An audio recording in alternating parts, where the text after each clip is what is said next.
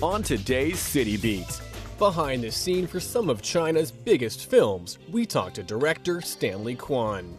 各位朋友好，我是关锦鹏。 Then we're off to New York City for the Colors of Nature with the annual Butterfly Exhibition. Then we'll check out the On-Time Fashion Trade Show, bringing designers, buyers, and industry leaders together.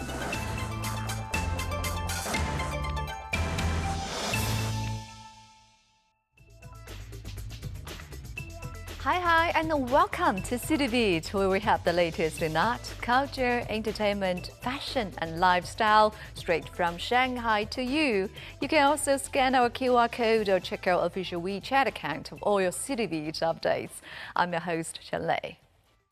Well, behind a few hit films, Hong Kong director Stanley Kwan has been a little quiet lately, but we had a chance to meet up with Stanley in town for the short film Gentleman's Wager. He told us about his future plans as well as his latest position as a supervisor from some of China's biggest movies.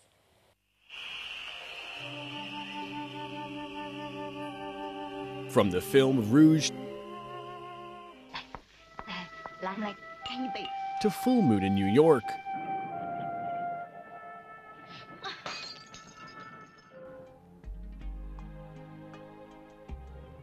or Wanling Yu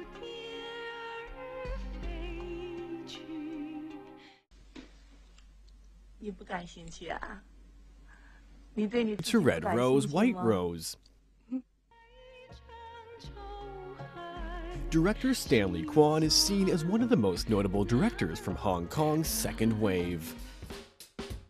Although it has been a while since he's released anything new, recently the director came to Shanghai to attend the premiere of the short film Gentleman's Wager starring Jude Law and Zhao Wei.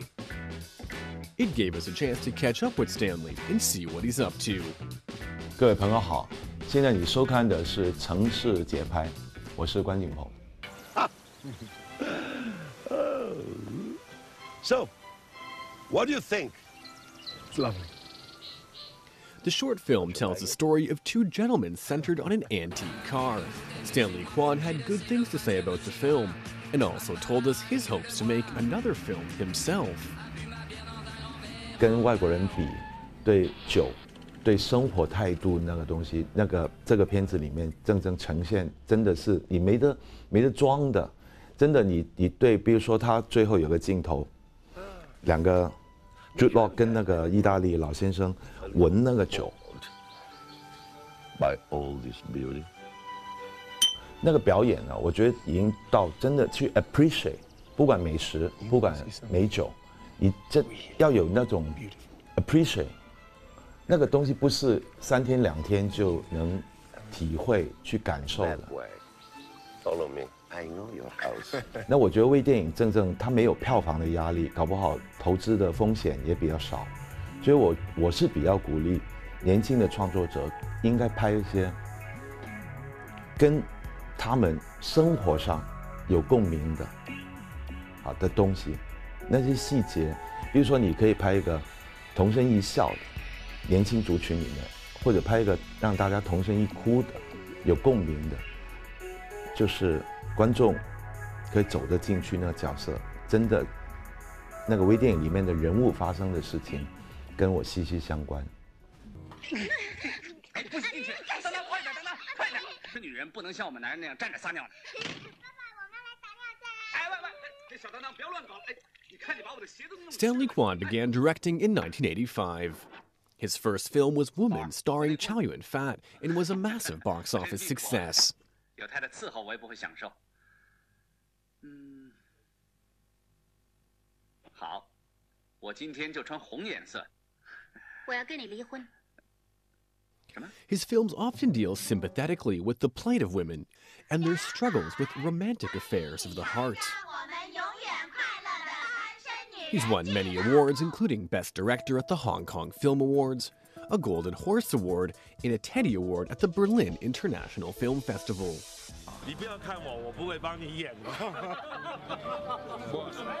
However, over the past few years, Stanley began supervising films as opposed to directing them.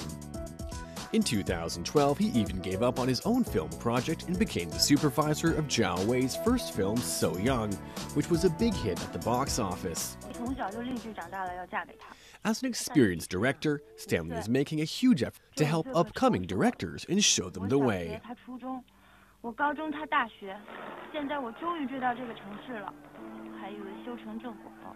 香港电影传统有个，就是说传承，那个精神是很有意思的事情。我是受益于香港电影工业这个非常好的传统，所以我觉得今天，比如说我成熟了，有机会跟一些年轻创作者碰撞的话，我觉得不光是因为我帮了他们，我觉得在他们身上也可以让我回想到我年轻时候拍电影的那种锐气。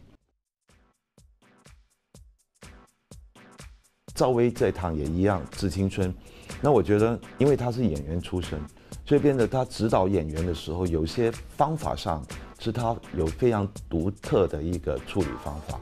那我在旁边也开眼界，不代表面对一些年轻导演，我永远是变成导师，不是的。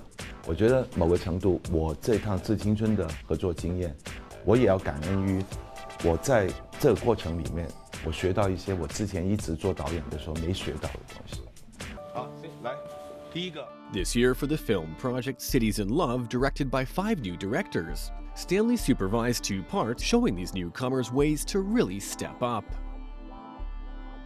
我过去的电影，不管是改编像《胭脂扣》啊、《红白玫瑰》啊，人物的掌握、人物的重要性，我永远放在最前面的，包括跟演员的相处。 因为我觉得做一个导演啊，万事俱备，但你就要演员能在镜头前面传达你想要的东西，或者他最好的东西能交给你。那所以我会跟年轻导演合作的时候，我老是会拿这个对人物的关注。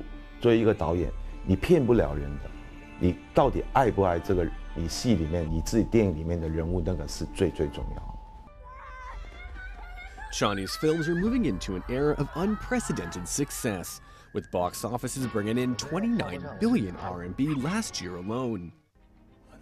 It seems like a great opportunity for new directors, but Stanley Kwan may think differently. 都说哦，中国电影的黄金时代来了，但我记得我有看广西那个 First 西宁那个 First 电影节，谢飞导演、严歌苓。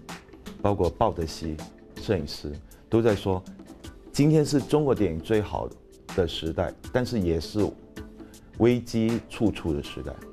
那我觉得我非常认同这个东西。我觉得现在要比较我们80年代，我看到我帮香港新浪潮的第一浪导演许鞍华、谭家明啊、严浩，他们谈电影老是谈人物，老是谈内容，他们。 不太照顾，谁知道票房是怎么样的？所以那个时候，香港电影最有趣的地方是，王晶可以拍王晶的，许鞍华可以拍许鞍华的，各有所得，各在自己的空间里面，把自己最想表达、最好的东西给拍出来。那个市场的发行怎么宣传发行，那是老板负责的事情。拍电影的纯粹应该为电影的质量负责。With some excellent films already behind him. Stanley is now looking forward to the new generation, pushing Chinese film from a few different angles. And it's great that he's here to help, but some of us are still hoping to see a new Stanley Kwan film hitting theaters soon. And now it's time for a quick break, and when we return, we'll head to New York's Natural History Museum for this year's annual Butterfly exhibition. Coming up next. Or off to New York City for the colors of nature with the annual Butterfly exhibition. Then it's off to Los Angeles to explore their natural history museum.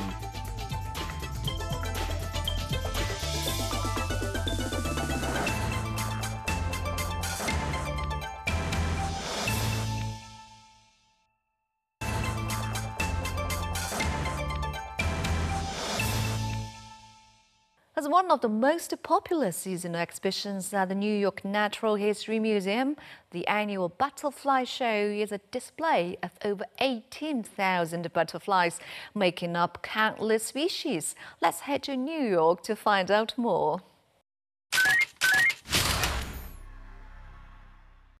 Time flies. I can't believe 2015 is practically over. But that's not the only thing flying. I'm here at the American Museum of Natural History to check out a unique exhibition you won't want to miss. Let's go check it out.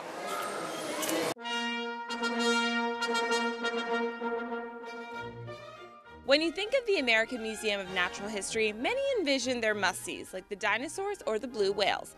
But today we're flying over to one of the museum's most popular annual seasonal exhibitions, the Butterfly Conservatory. Housed in a one-of-a-kind vivarium, the exhibition features over 500 butterflies and moths from 3 of the 5 species families. We came to bring our grandson, who's 13 years old, who is fascinated with butterflies. We have our granddaughter with us, and she loves butterflies.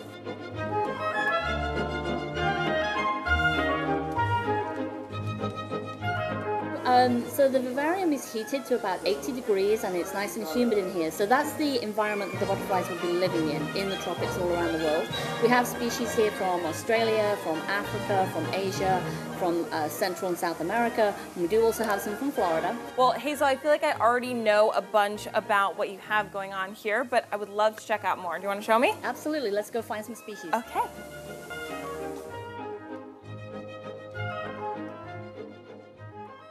Butterflies don't appear as gorgeous as they look right off the bat. In fact, they go through an intense metamorphosis process. Because the museum creatures are farm-raised and not taken from the wild, visitors get to see them come to life, literally. Well, I think how many different kinds and colors there are. They're so beautiful, so many different shapes and sizes, wonderful. I mean, the whole environment and the importance of protecting their environment and the life cycle and how fragile they are. It's just fabulous. So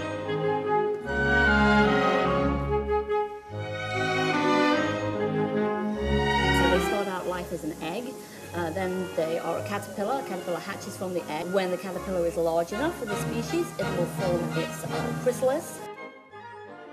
The monarch chrysalis is normally green with a little ball band, really pretty. But you can see some are more camouflaged. They're sort of brown and twig-like, so they blend in with the trees that they're deposited on. It'll go into what we call the pupa stage, and then the adult emerges from the pupa. They're sent to us in the pupa stage. We unwrap them and we hang them here and we wait for the butterflies to emerge. And you can see there's a monarch that has literally come out about 5 minutes ago. Someone should get that guy a birthday cake. Welcome to the world, Mr. Monarch. While butterflies don't feed on birthday cake, they do feed on something very similar to what we humans do. We have a butterfly, a species from Costa Rica here that's feeding on fruit juice. This one, you can see the proboscis is unrolled here and it's moving it around looking for nice juicy spots. And we've got one here that's a nectar feeder, a cattle heart. This is also from Costa Rica, but that's putting its longer, thinner proboscis down into the sugar water there, and you can see it taking a drink. And there are even species, there is a vampire moth that feeds on blood, and there are species that feed on sweat and tears.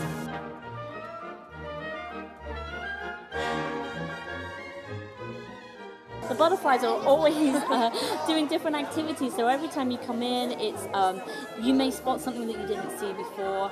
There's something free and funny and carefree about butterflies. They're little miracles. As majestic as these creatures are, many butterfly populations are seeing environmental threats, and their numbers are dwindling. We do have some in the conservatory that are listed as endangered, actually, oh, and look at this, perfect, here she is on cue. This is a female green birdwing from Australia, and this is one of the endangered species. All birdwings around the world are actually endangered, but we have the green birdwing from Australia and Papua New Guinea in the exhibit for you to see. There she is. So butterflies are all over the world, but how do we keep them safe and conserve them? Well, there's a lot of things that they can do, just on a small scale. Planting plants that butterflies can use in their garden, if they have any garden space, is really helpful. Obviously not using pesticides in your garden, and you know, generally trying to keep an organic garden is helpful as well. While you won't find a lot of butterflies in New York City, especially during the colder months, seeing Mother Nature come to life before your eyes is always an enchanting experience. And don't be afraid to spread your own wings. You never know how colorful they'll be. Reporting from New York, I'm Christy Clemens.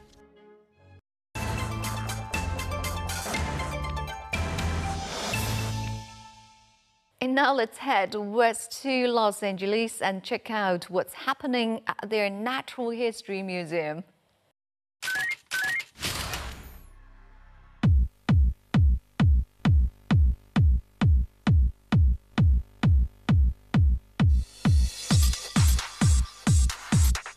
I have the gallery interpreter, Daniel, with me today. Hi, Daniel. How's it going? So tell us, what's the history of the museum? What's the founding story?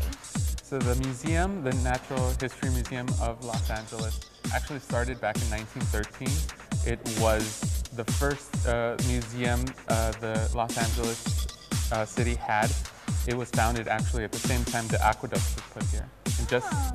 And just like a plant or a tree, they knew that with water, the city was going to grow, and every big city needed a museum. And at the time, it was not just the history museum, but also the art and science museum as well. Behind me is the world's one and only T-Rex growth series. So in the middle is our baby T-Rex, which is super cute. On my right-hand side is the juvenile T-Rex, and on my left-hand side is the star of this dinosaur hall, called Thomas, an adult T-Rex, and he is 70% complete, which is among the world's top 10 most complete dinosaur fossils.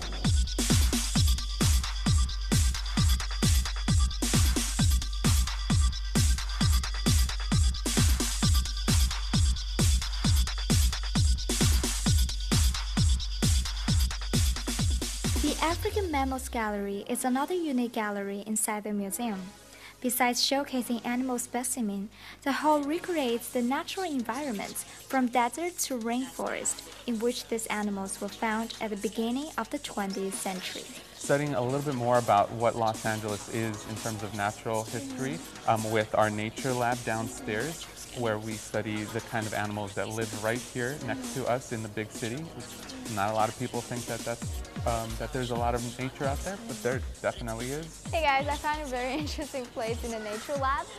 This is a luxurious house for several rats, and then they actually connect with this pipe all the way to another luxurious house here so they actually travel through this pipe, so they live in like two different houses. It's very, very interesting.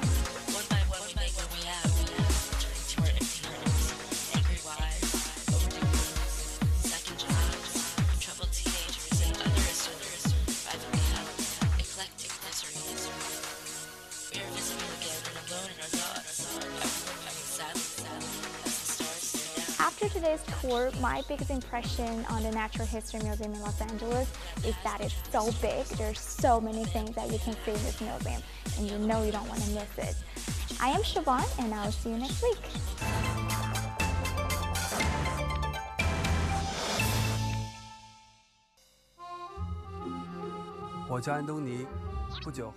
The book A Journey with Anthony has been a top seller since it was first published back in 2008.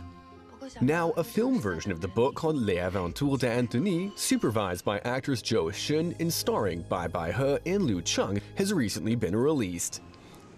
It follows the boy's story from the age of 20 to 23. Facing tough competition at the box office with the new Bond film also released, it still managed to pull in 40 million RMB in the first weekend. If you're a fan of the book, be sure to check out the new film version. Okay, time for a quick break again, but when we return, we'll join Christine at the On-Time Fashion Trade Show.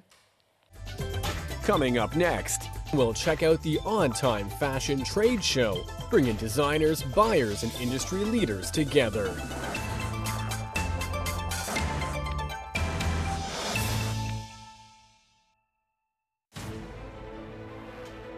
Here we have all the great movies. And here is where it gathers all the famous stars.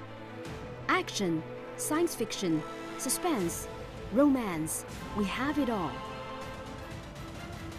Interested in authentic foreign movies? Stay tuned to ICS for high drama every Saturday and Sunday.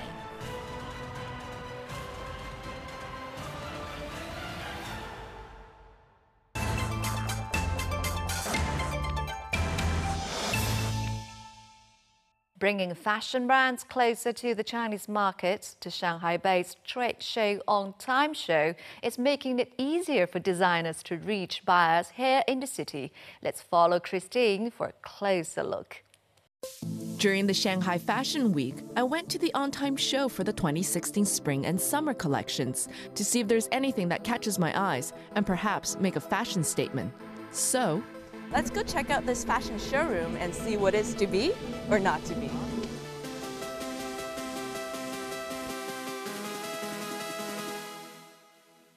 Walking through this international fashion showroom, I found it to be quite young, hip, and inviting.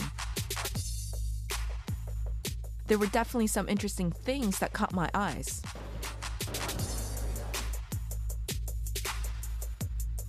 For some reason, I was really drawn to these two brands. They just made my heart pop, and I can't help but want to find out more. Can you tell me about where do you get your ideas from for this season? So for this season, we did a lot of food, but the brand is called Rat Pack. So Rat Pack, as a lot of people know, is based from the 1960s. It's inspired from Sammy Davis Jr. and Frank Sinatra. And so the whole style of my brand is based on what kind of clothes they wore in the 1960s and 50s. So we take that cut, the cut of that suit, and we add a little something more modern. But this season we added these old vintage style food and food packaging and logos to the suits just to make it a little bit more fun. So as I was walking, I saw these really funky designs of accessories. So where did the idea come from and who is this designer? Well, this guy is a contemporary artist. His name is Samuel Croix, and he's from Paris. And he got inspiration from nature and also from Chinese calligraphy. And he wanted to be playful also.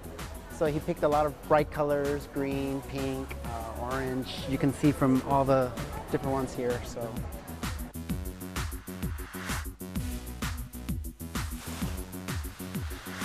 So it kind of reminded me a little bit like of Andy Warhol's kind of pop art that he became well known for, like his Campbell soup stuff. Yeah. I guess it's fairly like that, just like the pop art theme. It's very easy to recognize. That was the whole thing. We just wanted to make people laugh and kind of punch you in the face with the suits. J-E-L-L-O. Free advertising. Huh? Free advertising. Oh, that's what you're doing, right? Oh, yeah. It's like, wow, this is actually really fun and a bit nostalgic for me. Yeah, exactly. A lot of it, like the Twinkies and the other things, is like something we would eat as we were kids in America. Yeah, and it's not too short, so see how it goes? Okay. I honestly love the fact that the designer is an artist and you see it in his work. Definitely, yeah. I think that's important.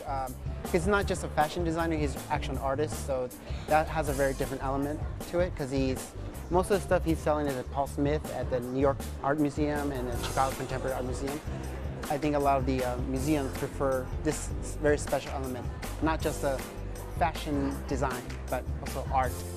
So I'm going to put this on, and then it's very like... It spins a bit, yeah. It spins, very fun. I heard there was a story about... Oh yes, there's a story behind it. Actually, he broke up with his girlfriend, and he wanted to feel happy. So you made a little happy little flower that spins and makes him joyful. So cute. And then we have all this vintage accessories and cool handkerchiefs. So try that one. Just a pocket square. It's very cute. And then, so I just go. Exactly. Cool. What is the fashion statement and why do you think we should have one? Just to be unique, I guess. I mean, a fashion statement is not just defined as one thing. You could be its fashion statement in 100 different styles. I just try to do my best with the suits just to try to make them as unique and funny, but wearable and commercial and cool as possible. what is a fashion statement and why should we have one? Well, I think fashion statements are important. For example, people want to express something in today's society. So for this would be something bold, a bit daring, but also confidence and optimistic about the future. So I think that's important. Actually, it's pink. Well, it looks like something pop, bold, and colorful will be my fashion statement for the 2016 spring and summer collection. I am ready. You're ready to go somewhere. Yeah, I'm ready for the future. Yes, you're ready for the future, correct. Okay, that's all the time we have for today's show, but join us tomorrow for all the latest in art, culture, fashion, lifestyle and entertainment from across Shanghai. And also remember to scan our QR code and check our official WeChat for all your City Beat updates. I'm your host, Chen Lei. Thanks for watching. See you soon. Bye. On the next City Beat, we're off to Milan for the new exhibition by artistic force 蔡国强。其实做这事情都要好玩。另外，我又是一个有好奇心的孩子，仰望星空啊，思考那种看不见的世界。Stay tuned.